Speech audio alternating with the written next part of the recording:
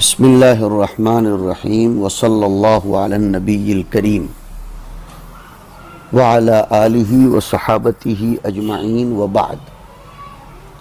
گزشتہ کل کے سبق میں ہم نے جو الم تر الی الذین خرجوا من دیارہم والی آیات پڑھی، اللہ پاک ان آیات میں یہ فرما رہے تھے کہ کیا تم نے ان لوگوں کی حالت نہیں سنی جو اپنے گھروں سے نکل گئے تھے۔ اصل میں یہ قصہ بہت عجیب تھا۔ ہمارے محاورات میں بھی ایسے موقعوں پر کہہ دیتے ہیں کہ خبر بھی ہے آج ایسا ہو گیا۔ اس قسم کے سوال و استفہام سے تعجب دلانا مقصود ہوتا ہے، اور یہ بات آئی تھی کہ یہ قصہ بنی اسرائیل کی ایک بستی کا ہے جہاں طاعون ہوا تھا، پلیگ کی بیماری ہوئی تھی جس سے گھبرا کر لوگ بھاگ گئے تھے، مگر اللہ تعالیٰ نے حذر الموت، موت سے ڈر کر فرمایا ہے، حذر طاعون نہیں فرمایا، کیونکہ خوف تو انہیں اصل موت ہی کا تھا۔ طاعون کا خوف بھی اس لیے تھا کہ طاعون اسباب موت میں سے ہے۔ فقال لهم اللہ موتوا، اللہ نے ان سب سے کہا مر جاؤ، سب مر گئے، موت سے بھاگے تھے، موت نے پکڑ لیا۔ پتہ چلتا ہے کہ اللہ کے سوا کسی جگہ پناہ نہیں مل سکتی، بھاگنے سے کوئی مطلب نہیں۔ غزوہ احد میں منافقین کے تبصرے پر بھی قرآن نے یہ فرمایا تھا کہ قُلْ لَوْ كُنْتُمْ فِي بُيُوتِكُمْ لَبَرَزَ الَّذِينَ كُتِبَ عَلَيْهِمُ الْقَتْلُ إِلَى مَضَاجِعِهِمْ۔ ایسا دیکھا جاتا ہے کہ طاعون سے بھاگنے والے بہت کم بچتے ہیں، دوسری جگہ جا جا کر بھی وہ مبتلا طاعون ہو جاتے ہیں۔ دوسری بات یہ ہے کہ ایسے لوگ دوسروں کی نظروں میں ذلیل بھی ہو جاتے ہیں، دوسری جگہ کے لوگ ان سے ملاقات کرنے کو گریز و پرہیز کرتے ہیں، پھر ذلت گوارا کرنے پر موت سے وہاں بھی بچاؤ نہیں۔ اسی کو مولانا روم فرماتے ہیں کہ اگر کچھ راحت کی امید پر بھاگے تو اس جگہ بھی تجھ کو کوئی آفت پیش آ جائے گی۔ کوئی گوشہ بغیر دوڑ دھوپ کے نہیں ہے، سوائے خلوت گاہ حق کے آرام نہیں ہے۔ ثم احیاہم، اللہ تعالیٰ نے ان کو دفعتاً زندہ کر دیا، جیسے ہم نے پڑھا کہ حزقیل علیہ السلام کی دعا سے وہ زندہ ہوئے، تو ان سب کا دفعتاً مرنا عجیب تھا، سب کا دفعتاً زندہ ہو جانا اعجب تھا، کیونکہ موت کے لیے تو اہل طبعیات ظاہر میں کوئی سبب بھی تلاش لیتے ہیں، لیکن یہ لوگ طاعون کی جگہ سے آ رہے تھے، وہاں کب آب و ہوا اثر کر چکی تھی اس لیے مر گئے، مگر زندہ ہونے کے لیے کون سا سبب نکالا جائے گا؟ اور اگر اس کا بھی کوئی سبب ہوتا تو لوگ اس کو بھی اختیار کرتے، اور اگر کسی کو یہ دعویٰ ہو کہ اس کا بھی کوئی طبعی سبب تھا تو ان سے کہا جائے گا کہ ذرا دیکھو آج کل بھی اس سے کام لے کر دکھاؤ۔ حقیقت میں تو ان کی موت بھی بلا کسی ظاہری سبب کے تھی، اس لیے کہ آب و ہوا کی تبدیلی کو اور طاعون کی جگہ سے چلے جانے کو اطباء تو سبب موت کہہ نہیں سکتے، بلکہ وہ تو اس کو سبب حیات بتلاتے ہیں، بیماروں کو کہتے ہیں آب و ہوا تبدیل کرو۔ جی، اثر سابق کا معاملہ جہاں تک ہے تو اول تو مؤثر سے بعد میں اس کے اثر کو ضعیف ہو جانا چاہیے، نہ کہ قوی۔ دوسرے اتنی بڑی جماعت میں ایک وقت میں اور ایک درجے میں اثر ہو جانا یہ خود قانون طبعی کے خلاف ہے۔ پتہ چلا کہ حقیقت میں زندگی اور موت سب اللہ کے قبضے قدرت میں ہے۔ سبھی لوگوں کا ایک ساتھ مر جانا، ایک ساتھ زندہ ہو جانا، دونوں واقعے عجیب اور خلاف عادت تھے۔ ان سے اللہ تعالیٰ کو اس امر کا اظہار بھی مقصود تھا کہ احیاء و اماتت ہمارے قبضہ قدرت میں ہے، مقتضی اسباب کے خلاف بھی ہم واقع کر سکتے ہیں، فرار سے کچھ نہیں ہوتا۔ اور پہلی امتوں میں ایسے عجائبات بہت ہوتے تھے۔ آج کے دور میں ایسی کھلی کھلی نشانیاں زیادہ ظاہر نہیں ہوتی۔ اب جو کچھ ہوتا ہے اسباب کے درجے میں ہوتا ہے، اس لیے کہ کھلم کھلا واقعات کے بعد انکار کرنے پر عذاب بھی بہت سخت ہوتا تھا، اور اس امت پر چونکہ رحمت زیادہ ہے، اس لیے اب جو کچھ نشانات اور دلائل ظاہر ہوتے ہیں اسباب کے پردے میں ہوتے ہیں، اس سے عدم تذکیر پر عذاب بھی کم ہوتا ہے۔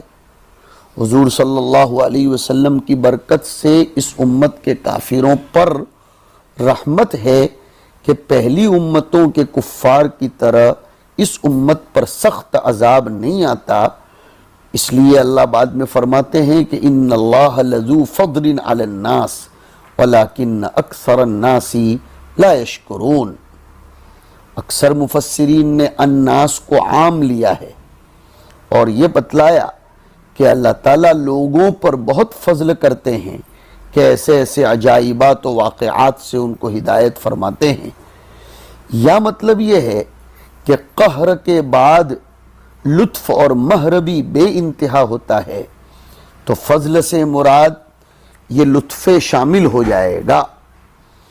لیکن حضرت تھانوی رحمۃ اللہ علیہ الناس سے یہاں مراد امت محمدیہ لیتے ہیں، یعنی بنی اسرائیل کا یہ واقعہ سنا کر یہ مضمون اللہ تعالیٰ نے ہم کو سنایا کہ اے امت محمدیہ، تم پر اللہ کا بڑا فضل ہے کہ پہلے لوگوں کے قصے سنا کر تم کو عبرت دیتے ہیں۔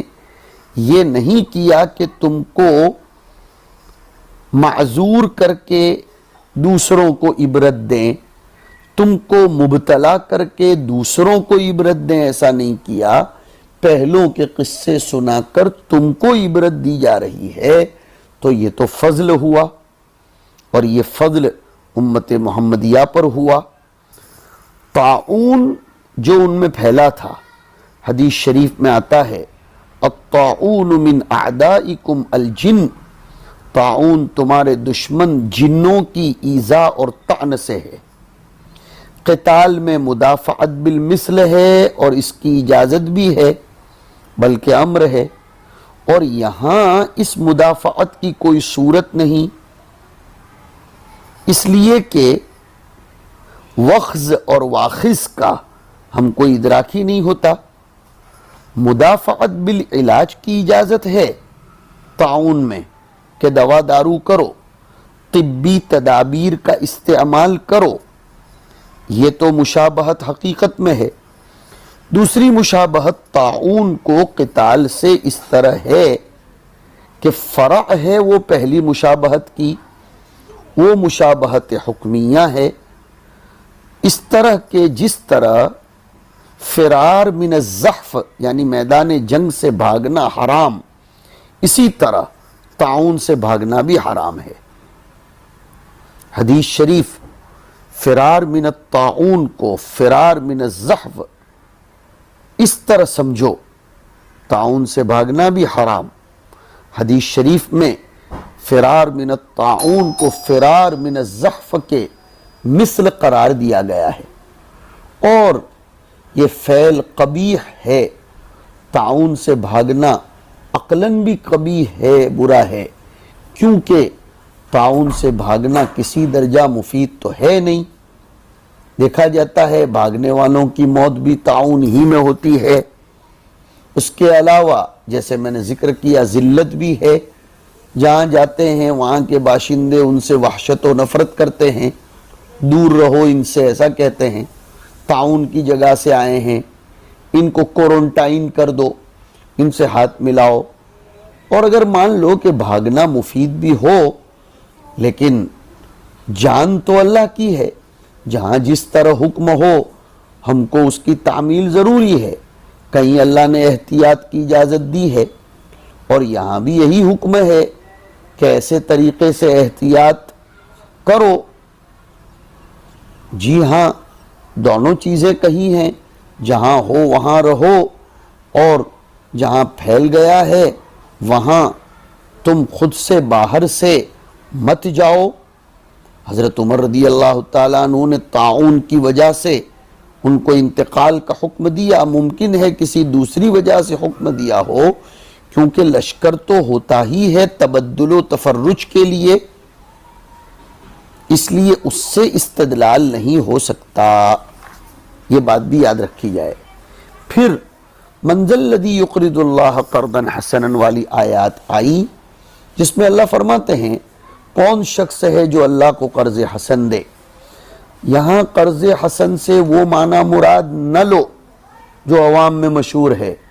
عوام تو بے سودی قرض کو قرض حسن کہتے ہیں، اس میں اتنا ہی ملتا ہے جتنا دیا تھا۔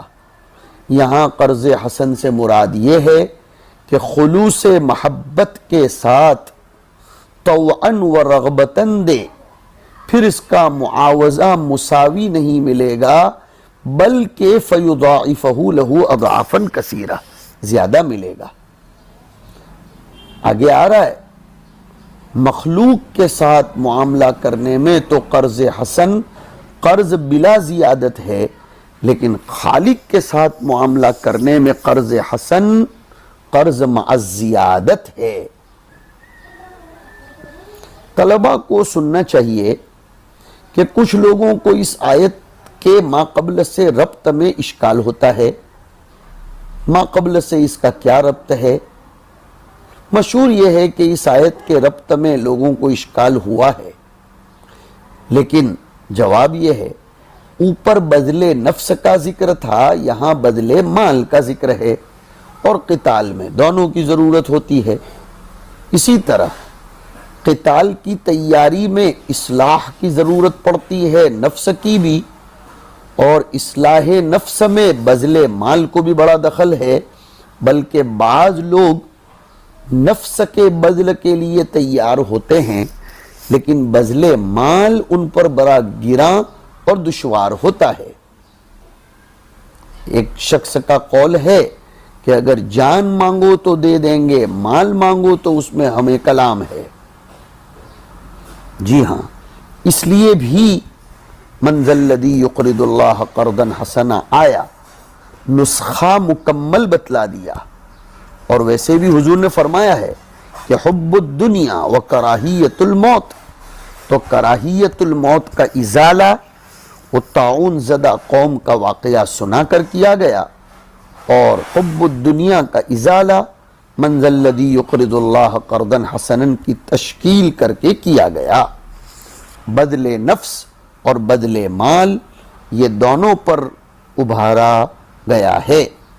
اللہ تعالیٰ اس قرض کو بڑھا کر ادا کریں گے، دوگنے چوگنے کر کے دیں گے۔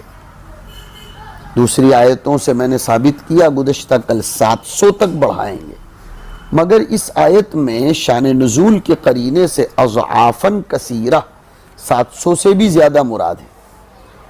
لباب النقول میں اس آیت کے تحت ایک حدیث لکھی ہے کہ جب مثل الذین ينفقون اموالهم فی سبیل اللہ کمثل حبۃ انبتت 7 سنابل فی کل سنبلۃ 100 حبہ، یہ نازل ہوئی جس میں 700 تک تضاعف کا ذکر ہے، تو حضور نے فرمایا تھا رب زدنی، اے اللہ اس سے بھی زیادہ دیجئے۔ اس پر یہ آیت اتری تھی کہ فَيُضَاعِفَهُ لَهُ أَضْعَافًا كَثِيرًا۔ پتہ چلا اس آیت میں 700 سے زائد تضاعف کا ذکر ہے، اس بنا پر کم از کم 700 سے دوگنا تو ہوگا ہی ہوگا۔ اضعاف کی جمعیت اور پھر اس کی صفت کثرت سے لانا، تو پھر تو پوچھنا ہی کیا۔ ایک حدیث سے تو صریح معلوم ہوتا ہے کہ تضاعف فوق المتعارف ہے۔ وہ حدیث اس طرح ہے کہ حضور فرماتے ہیں جو شخص اللہ کے راستے میں ایک چھوارا دیتا ہے تو اللہ اس کو اپنے یمین میں سے لے کر اس کو پروان فرماتے ہیں، یہاں تک کہ وہ جبل احد سے بھی زیادہ ہو جاتا ہے۔ تصور کرو طلبہ کہ جبل احد میں اگر کھجور کے مساوی حصے فرض کیے جائیں تو اوہ کتنے اجزاء بنیں گے، ان کا کیا عدد ہوگا۔ پھر اگر وہ اس سے تمر کے مساوی فرض کیے جائیں تو اور زیادہ عدد بڑھ جائے گا۔ پھر حضور فرماتے ہیں کہ احد سے بھی زیادہ ہوگا۔ معلوم ہوا کہ تضاعف کی کوئی حد نہیں ہے بلکہ لا الی النہایہ ہے، مگر یہ لا تناہی تناہی متعارف ہے، لا تناہی عقلی نہیں۔ پھر اگر قرض کو بدلے مال کے ساتھ خاص کیا جائے تب تو دوگنا چوگنا ہونے میں کوئی اشکال نہیں، اور اگر بدلے نفس کے لیے بھی عام کیا جائے تو تضاعف کی صورت کیا ہوگی؟ کیا ایک جان کی 1000 جانیں ہو جائیں گی؟ تو قدرت حق سے یہ بھی تو بعید نہیں ہے، وہ 100 جانیں بھی دے دیتے ہیں۔ 100 جانیں دینے کا کیا مطلب؟ مطلب یہ ہوگا جان تو ایک ہوگی لیکن طاقت 100 جان کے برابر ہو جائے گی۔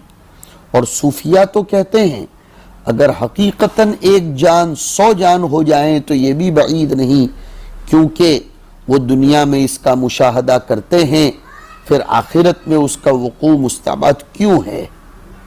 ایک بزرگ کا قصہ ہے کہ کسی نے ان کے متعلق کسی امر منکر کی قاضی شہر کو اطلاع دے دی، وہ درہ لے کر تعزیر کے لیے نکلے، سامنے وہ اس طرح نمودار ہوئے کہ بجائے اس بزرگ کے ہر جگہ وہ نظر آنے لگے۔